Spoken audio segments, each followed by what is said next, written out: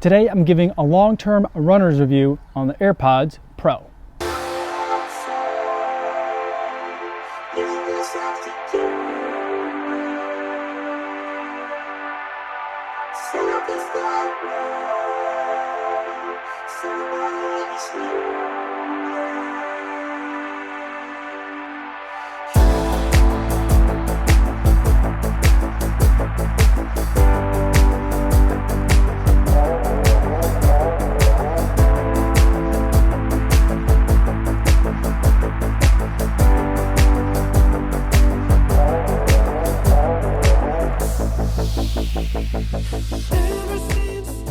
.95 miles, 8 minutes, 45 seconds per mile, 137 beats per minute, running along the bluffs in Guttenberg, Iowa today. Right now, a little bit of programming note, we're now in New Vienna, Iowa. We've moved from Guttenberg, Iowa, not moved, but we're just changing locations from where we're spending the rest of the summer from Guttenberg, Iowa to my in-laws' house. I'm now on the deck. So I'm out of the basement, onto the deck. I think that's an upgrade. We're gonna try it out for today. There's lots of ambient noise here. So hopefully the lavalier mic that I'm working with today suffices, but we might hear some road noise.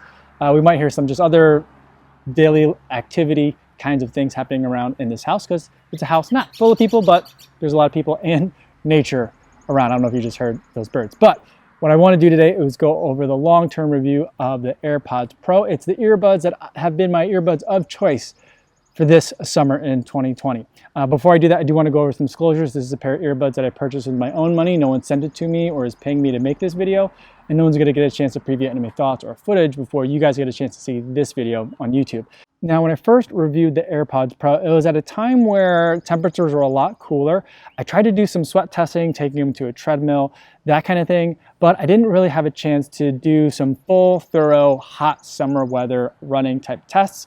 We're finally in that kind of temperatures now. Now, granted, we're in Iowa, in eastern Iowa, where it doesn't get nearly as hot as some other parts of the country, but in either event, conditions are ripe for full sweat testing of these earbuds in terms of how they are staying in and what the sound quality and overall livability has been like with these earbuds. Now, normally my favorite earbuds are the Jabra Elite 75T. I've been running in those nonstop. I didn't bring them with me for the summer of running. I left them in Chicago because I think one of the earbuds is starting to go. One of the earbuds, it's the right earbud in particular. That one, the button functionality is working, so it's connecting fine in terms of communicating with my phone, but I'm not hearing volume out of that earbud properly. And so I think that one, just like the sweat, is finally starting to get to it, and the earbuds are not lasting nearly as long as I hoped that they would. So when we left Chicago for the summer, I brought two pairs of earbuds with me. I brought Powerbeats Pro and the AirPods Pro. The AirPods Pro I thought I would wear, anytime I wanted to use earbuds, if I was doing live streams, things like that, where I'm just using the phone and I need a good quality and easy to use mic, not like something that's a little bit more elaborate to set up like a lav or an external mic, or just if I wanted to have simple to use earbuds. But for running, I thought I would use the Powerbeats Pro. Now, the Powerbeats Pro have always given me a problem pretty much from the beginning in terms of this connectivity issue, where when I put them in the charging case, the left one in particular is not always seating correctly, not like getting seated into like the charging thing. So a lot of times I'll go to put the earbuds in, the right one responds quickly, the left one, nothing, because the left one is at 0%, the right one's at 100%, and the case will be at like 75% capacity, so it's just not charging correctly. And other times, even when they do have good charge, my phone might recognize that they're both there and have charge, but music's not playing to them. I don't really understand why that happens, but it just is something that happens with these earbuds. I don't think I'm the only one that's been happening to. Plus, the other thing about these is they don't have pass-through audio. So like they plug up the ears, they're not like super suction in there, but they're getting in there, they're blocking the ears, and they're not pumping in any of the ambient noises, which I still want because I'm still doing a lot of road running. There are still cars that are something that I have to worry about. And so that makes it a little bit of a concern that is not pass-through audio, which is something that it really should have at that price point. So I thought, well, you know what? Maybe I can run with these. Maybe I can make them work. So I've been running with these in the hot, humid conditions lately. And they've been doing surprisingly well. They still have that occasional instance where I feel like, ooh, they're gonna start slipping, so maybe I need to fiddle with them a little bit. So I've been doing a little bit of fiddling, but what I've noticed is if I just let it go, Don't touch them. They stay in just fine. The sound quality is fine. I'm getting in the pass-through audio. I'm getting in good connection, audio connection with my iPhone. The usability is rock solid. It's right there. Makes it so easy to live with. And then every time I take them out of the case, they're fully charged. They're ready to go. And then these also have inductive charging, so I can set them on a wireless charging mat. And I always have a full charge for my earbuds. So I've been loving working with these lately. I just wish they made them in black. And I wish the sound were just a little bit better.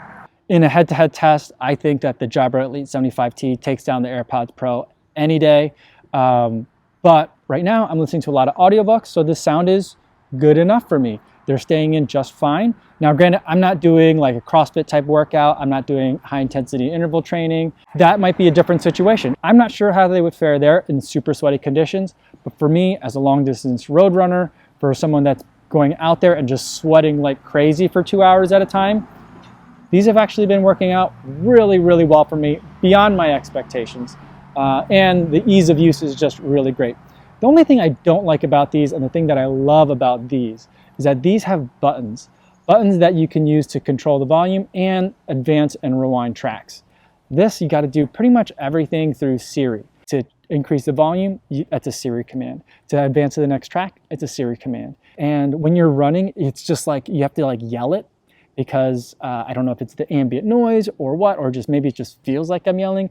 But so I'm like running, huffing and puffing, and I got to scream at it. That's always kind of a weird proposition. So that is like the main drawback I would say from these. Also, they're glaringly bright. I don't like the white color on these. I wish they came in other colors. But besides that, in terms of being able to live with these and using them as a summer earbud, I still think people that are like even more profuse sweaters than me might have a problem.